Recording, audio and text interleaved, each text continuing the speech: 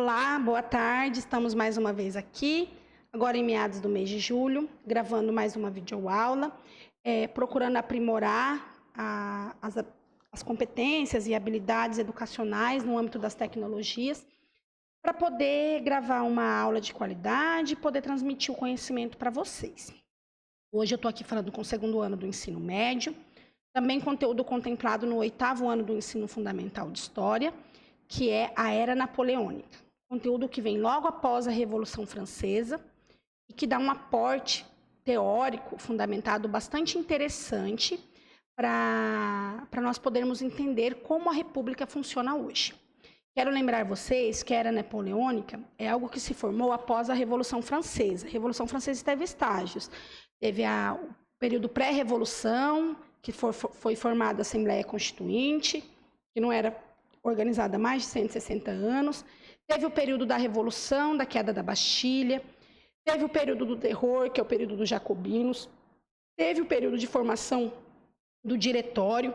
E teve um período também que eles precisavam manter essa república. Contudo, para manter essa república, o livro do Fundamental, do 8º ano, tem um livro do Gilberto Coutrin, fala assim: novas ideias, velhos costumes.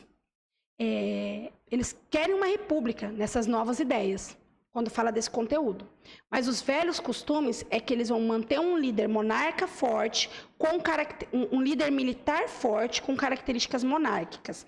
Ou seja, eles não querem a presença da igreja, do rei e do clero, mas eles querem a permanência da rigidez, onde os favorecidos somente são aquela velha nobreza, hierarquizada e estratizada já nessa sociedade. Então, essa transição para a república, ela é muito rígida.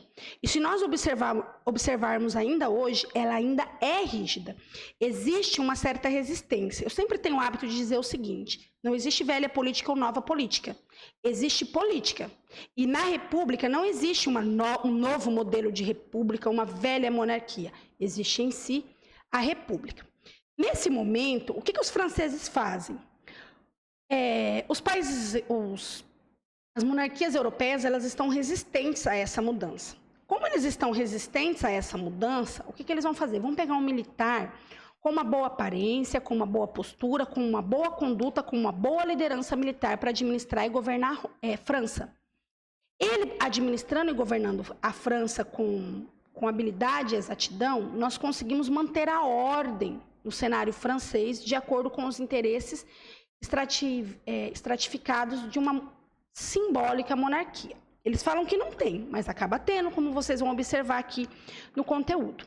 Onde a Era Napoleônica, ela é caracterizada assim: eles precisam de um militar. Os livros mostram que Napoleão dormia de 2 a 3 horas por dia, que ele tinha uma rígida disciplina de exercícios físicos e de organização e liderança entre os militares. Então, um dos motivos que escolhem ele é esse. Existe um livro que eu gosto muito de lembrar, que é o 18 Brumário. O 18 Brumário, ele é um livro escrito por Frederic Engels, que ele retrata esse momento da história da historiografia francesa. Por quê? Porque nesse momento é um momento onde não tem mudança. Somente o 18 Brumários é como se fosse a primavera francesa, onde eles elencam um líder militar. Nesse livro também fala, a história, ela repete, eu gosto bastante dessa frase: ou por farsa ou por tragédia. Então, aqui é por uma farsa. E hoje, infelizmente, ela se repete por tragédia, porque ela perpetua. Também tem um outro historiador, que chama-se Éric Robesbal, que é o grande historiador da Idade Contemporânea, que ele vai escrever a Era dos Impérios, o breve século XX, e aqui a Era dos Impérios, ou a Era dos Extremos, que é essa mudança que a França está sofrendo, onde ele fala que as grandes carreiras da vida pública francesa, ela era formada pelo exército. E o funcionalismo público, ele também era relacionado a esse exército.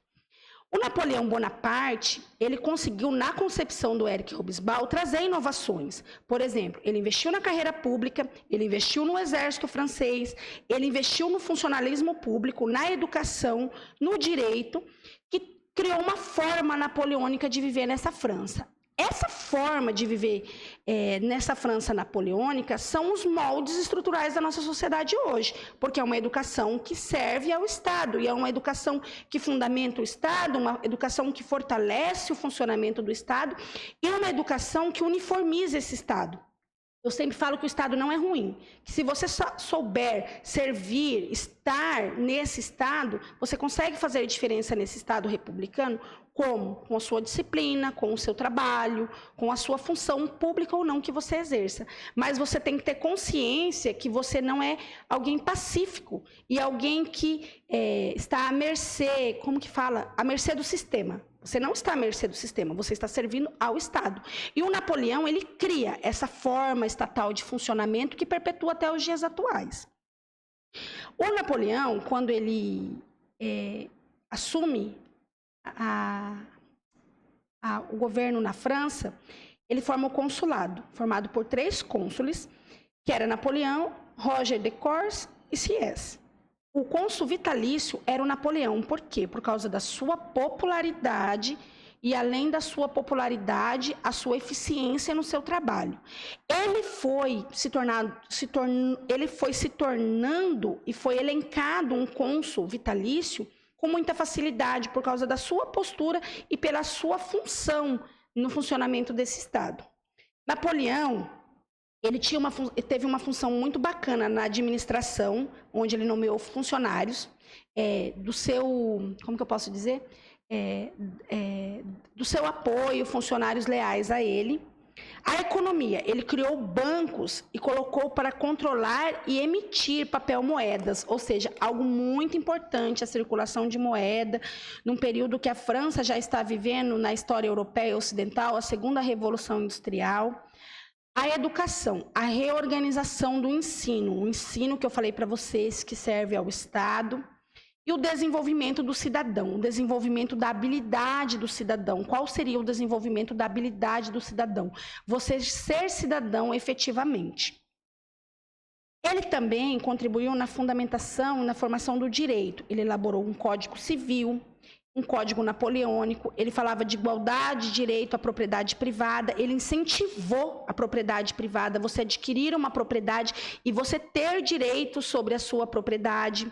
A liberdade individual, essa liberdade individual é o que o John Locke falava, liberdade de expressão é o que o Voltaire falava, John Locke, liberdade política, o Voltaire, a liberdade de expressão.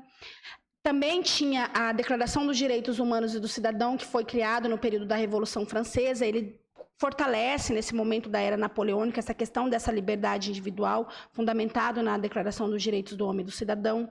O matrimônio civil, o casamento se torna civil, não é mais religioso. O registro civil de nascimento. O registro civil de nascimento, você não tem um registro de batizado, você tem um registro civil, ou seja, você está acoplado a um funcionamento de um Estado e você está regido por ele e também protegido por ele. O Império Napoleônico, nesse decorrer, foi formado automaticamente. Ele teve bastante popularidade, em 1802 se tornou um cônsul vitalício. Ele teve uma corte ao seu redor, uma elite militar, e além de uma elite militar, uma nobreza que admirava essa elite militar. E essa elite militar, ela era organizada. Essa ideia ruim, muitas vezes, que nós temos do policiamento, do militarismo, também serve para a proteção do Estado, algo que durante a Revolução Francesa não estava ocorrendo, porque na era jacobina, no período do terror, as pessoas elas eram guilhotinadas em praça pública, então existia muita revolta, existia muito conflito, e foi uma forma de organizar para minimizar esses conflitos.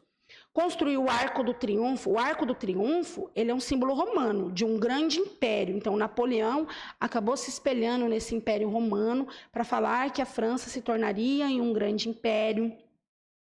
E a política expansionista, para finalizar, onde Napoleão liderou guerras.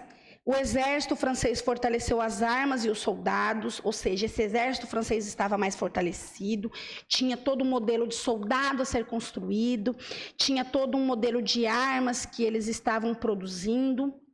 Em 1812, foi o máximo da expansão napoleônica e a população de 50 milhões de habitantes.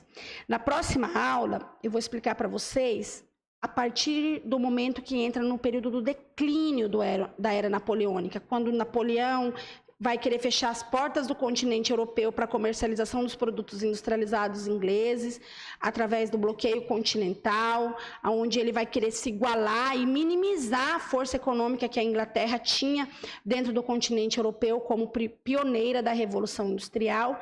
Mas esse daí eu considero que é o período de declínio da era napoleônica e também de declínio do expansionismo militar e econômico francês.